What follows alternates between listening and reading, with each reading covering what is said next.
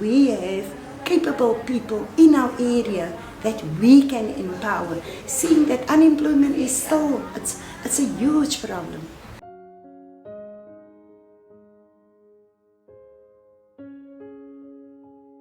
So this week we got the lovely opportunity of going to speak to the amazing people at the Standiwe People Solutions.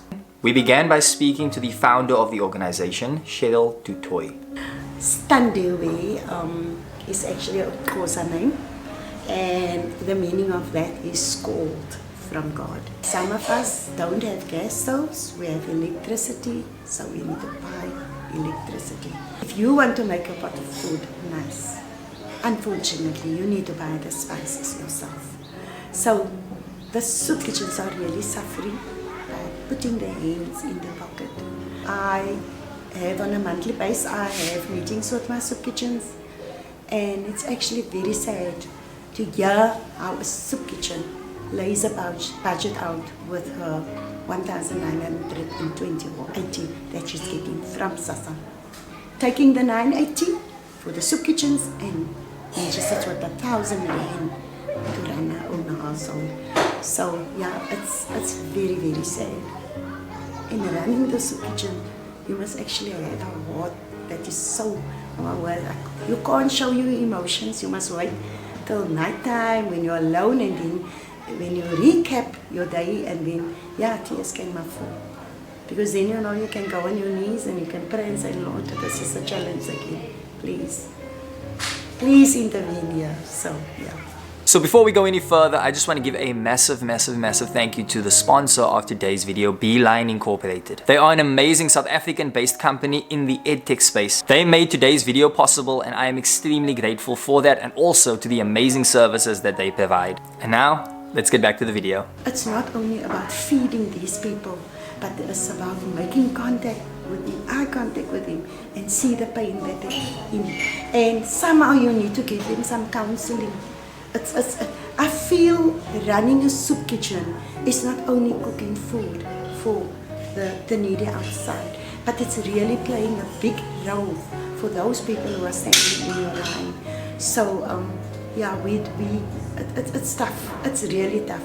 And then Cheryl had an opportunity to speak about how the organization all started. I started with myself first, feeding once a week on a Wednesday, begging on social media, donate a bag of potatoes or anything that you can give, just to make a pot of soup or a pot of food. And then 2 weeks after COVID started, Ladles of Love got in contact with me, and at that time they were at CITCC in Cape Town, and they said they can help me out with cook soup. I literally cried and I laughed at the same time. That is my honest truth. I lost a lot of weight in the beginning of COVID because I couldn't eat.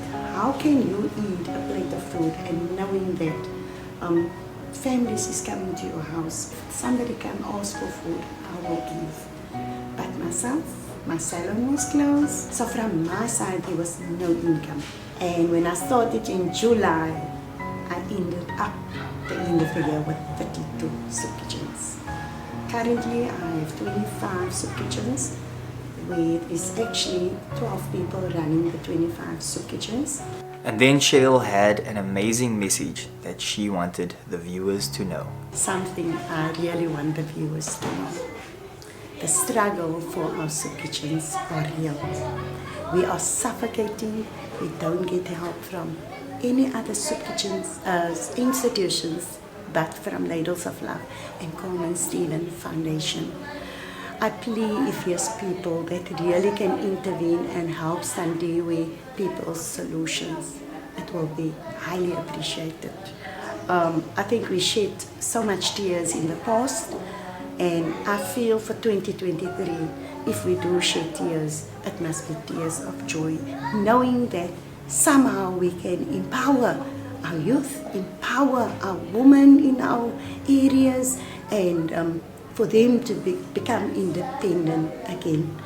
If there's anybody I want to say in advance, may the Lord bless you, may the Lord bless your business, And thank you so much.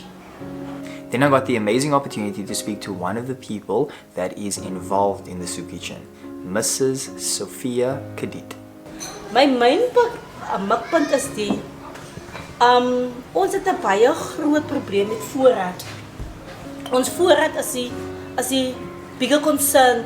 Want ons dis min of meer elke tweede dag, dis ons af vir plus minus 100 tot 150 persone waarvan dit die jong kinders is wat van die skole afkom, die ouers wat by die huis is, ons senior burgers. Ons belangrikste is ons senior burgers deesdae. So ja, ons as opkombyse moet mooi kyk na ons senior burgers.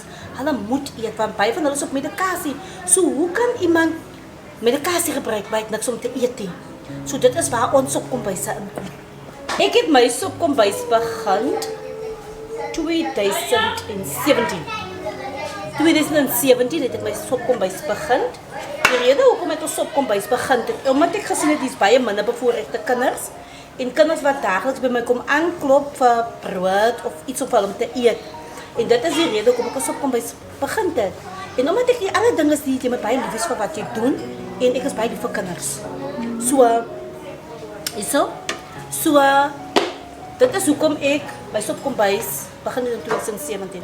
Ek het my opkombyse begin met 'n sakkie meel, 'n sakkie mieliemeel en 2 blikkies vis en 'n pocket eie. Dit is waarmee ek my opkombyse begin het. My kollega vandag is nou tydelik in die werk, David. Ja, en ons twee het die opkombyse begin.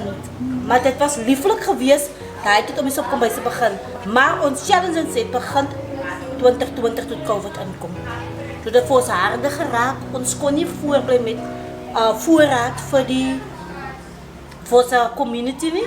So ja, dit is hoe ons by Standiwe beland het. En vandag kan ek met respect sê, baie dankie vir Standiwe wat ons aan die hand gevat het. En so, dit is ook om nou nog staan op my voete vir my opkombyse. Maar dit is harde werk. Jy, soos ek sê, jy staan soggens vroeg op, want jy moet vroeg pap maak vir die inwoners. Maar dit, soos ek weer eens sê, dit is harde werk. Jy, baie dae het jy iemand om jou te help in die opkombyse en baie dankie. So ja, ek kan nie vir die Here al die eer gee, want was dit nie vir hom nie, dan was ek seker nie vandag in die opkombyse. Ek kan nie net vir jou sê jy is 'n opkombyse, want as iemand nou daar aan jou deur kom klop, dan moet jy bereid wees om op te staan. Jy moet bereid wees om jou hulp aan te bied. Of hy persoon seer gekry het, of hy 'n persoon 'n ambulans nodig het, 'n dokter nodig het, of wat jy ook al moet keer. Jy moet bereid wees om op te kan staan. En sy vir jou ma. Dis kapot. Is dit sê? Dis oma se nana.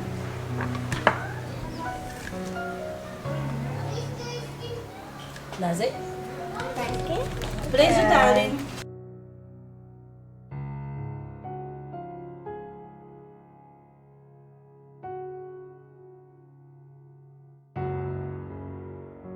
I just want to say thank you so much once again. Please don't forget to follow us on all of our socials. That will be Instagram, Facebook, YouTube, and also on TikTok.